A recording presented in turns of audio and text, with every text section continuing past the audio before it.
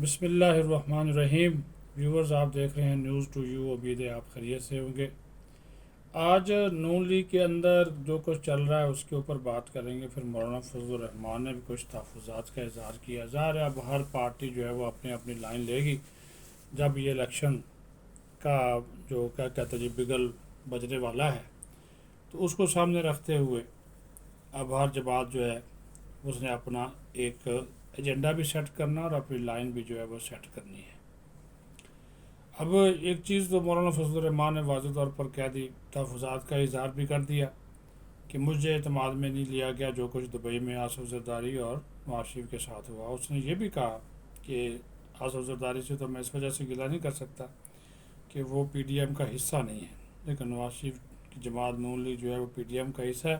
ان کو مجھے اعتماد میں لینا چاہیے تھا۔ اگر نگران سیٹ اپ کے اوپر کوئی بات چیت ہو رہی ہے یا مستقبل کے سیاسی سیٹ اپ کے اوپر یا عام انتخابات کے حوالے سے، تو مجھے اعتماد میں لینا چاہیے تھا، بالکل لینا چاہیے تھا جی، کیونکہ پی ڈی ایم کے جو سربراہ ہیں وہ مولانا فضل الرحمان ہیں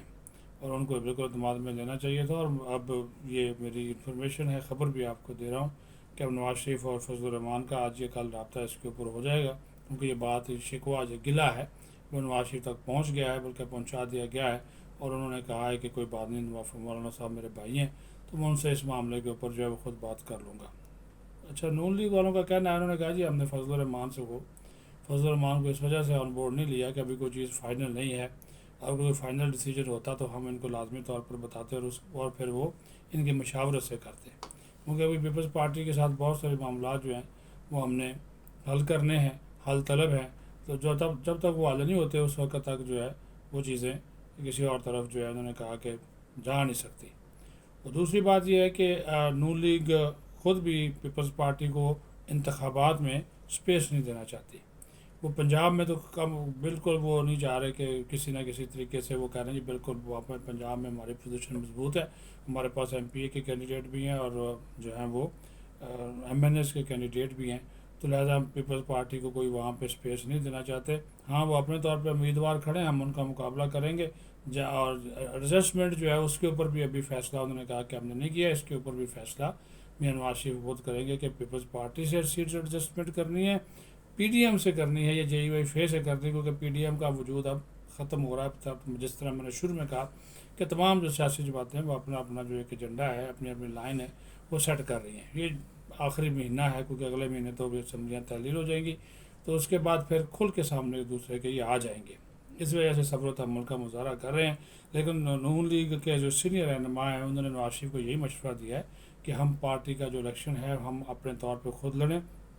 ہمارے پاس الیکٹیبل وجود ہے، مرکز میں بھی صوبوں میں بھی، تو ہمیں کسی کی طرف دیکھنے کی ضرورت نہیں، اور یہ سارے کے سارے وفادار لوگ ہیں۔ تو اسی وجہ سے پھر جو اپنا شہباز شریف صاحب ہیں انہوں نے تو کم از کم تقریباً کوئی 80-90 ارب روپے کا ڈیولپمنٹ فنڈز بھی مختص کر رکھے ہیں، رواں مالی سال میں انہوں نے کر دیے ہیں، اور اس کی جو ہے پہلی قسط جاری بھی کر دی گئی ہے۔ تقریباً کوئی 50 کروڑ روپیہ ہر ایم این اے کو دیا جا رہا ہے کہ وہ اپنے حلقوں میں ترقیاتی کام کروائے، اور تاکہ ووٹ جو ہے ان کو مل سکے۔ عوام تو آج کل کام دیکھتے ہیں، پرفارمنس دیکھتے ہیں، اس پرفارمنس کے اگر پورا نہیں اترتے تو پھر جو ہے وہ آپ کا کوئی نہیں بن سکتا، کوئی طریقہ کار نہیں بن سکتا۔ تو یہ ساری کی ساری جو چیزیں ہیں وہ ابھی نون لیگ والے کہہ رہے ہیں کہ پیپلز پارٹی کے ساتھ استحکام پاکستان پارٹی کے ساتھ وہ جہانگیر ترین والی اور جے یو آئی فے کے ساتھ، انہوں نے کہا جی یہ جب اسمبلیاں ٹوٹ جائیں گی اس کے بعد بیٹھیں گے جہاں پہ اگر سیٹ ایڈجسٹمنٹ کرنی پڑے، کیونکہ بہت سے جو ہیں مقامات ایسے،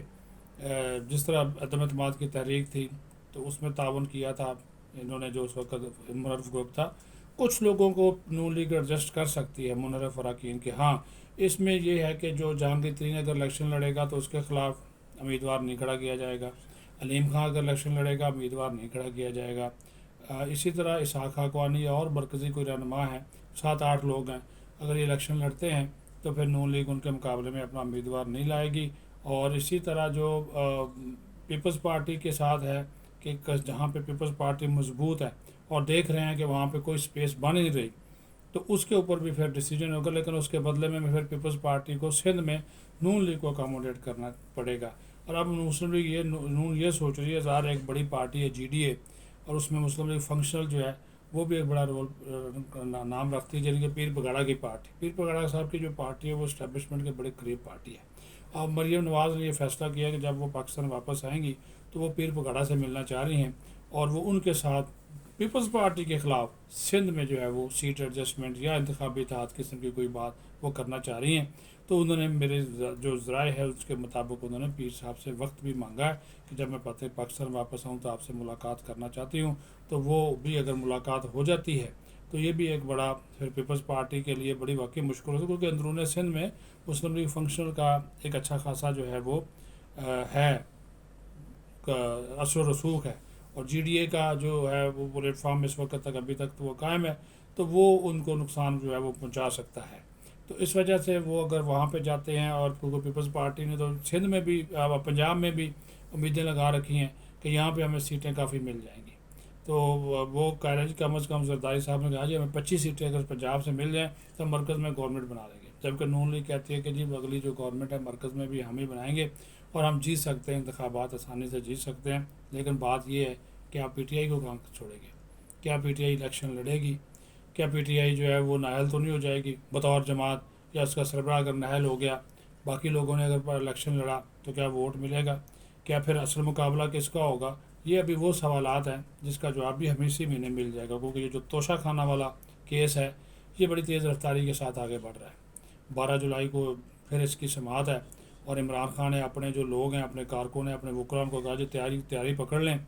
اور ان کو پتہ چل گیا کہ اس کیس میں میری جو ہے نا وہ بالکل ٹائٹ ہو جانی ہے، تو وہ پھر انہوں نے کہا کہ ضروری ہے کہ بھائی جی آپ اس میں